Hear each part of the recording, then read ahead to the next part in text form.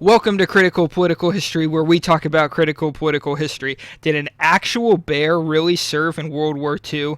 Well, actually, yes. Wojtek was a Syrian brown bear that became a ranked soldier in the 22nd Artillery Supply Company for Poland.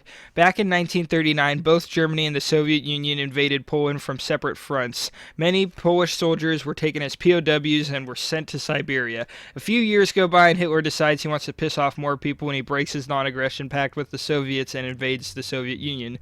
This prompted Joseph Stalin to release the hostage POWs in Siberia so they could help fight the Nazis. Soldiers released from the 22nd Artillery Supply Company were headed to Iran when they ran into an Iranian boy carrying a bear cub because its mother was killed and turned into the rug from Shrek. The soldiers were like, hey, this bear is pretty cool, so they bought it from the boy. It didn't take long for the bear to fit in, who was named Wojtek, which translates to Happy Warrior. Wojtek learned how to salute and would even march alongside his fellow soldiers. Wojtek was fed condensed milk out of a vodka bottle and was given beers as a reward for doing something good, the same way Scooby-Doo is rewarded Scooby snacks. Wojtek also enjoyed eating lit cigarettes after taking one puff, and reportedly he would refuse unlit cigarettes. Many of the soldiers would wrestle with Wojtek, which seems utterly horrifying to me because, one, he's a bear, and two, he's a bear that would drink himself into oblivion. While Wojtek was a fun mascot and friend to have around, he also served many military purposes. One time a spy infiltrated the soldiers' camp in an attempt to steal ammunition and accidentally stumbled across Wojtek. As I think almost anyone would, the spy screamed at the top of his lungs, which got him caught by the rest of the Polish soldiers.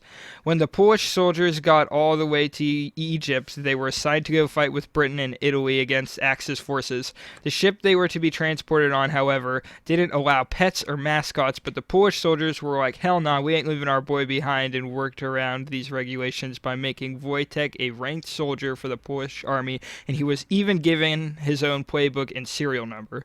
During the Battle of Monte Cassino in Italy, Wojtek saw that his fellow soldiers were carrying big ammunition crates to the artillery cannons, and Wojtek began to copy their actions.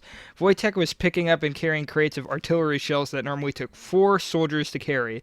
I don't know about you, but if I were a Nazi sniper scouting out the enemy and I saw a grown bear carrying artillery shells helping the enemy, I'm throwing up the white flag and surrendering immediately.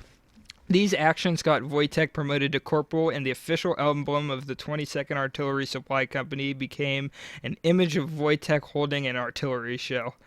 After the war, Wojtek was stationed with the rest of his fellow soldiers in Scotland until his service was up in 1947. From there, he retired to the Edinburgh Zoo in Scotland, where his soldier friends would often visit him and bring him beer and cigarettes. Wojtek died at age 21 in 1963, which is usually around the average lifespan for a Syrian brown bear. This is surprising due to the fact he was an alcoholic and a nicotine addict, but then again, he's a 1,000-pound bear. There are still many statues of Wojtek in different countries that you can visit to this day. So, essentially, moral of the story is, alcoholic Nazi killing bear is way cooler than cocaine bear.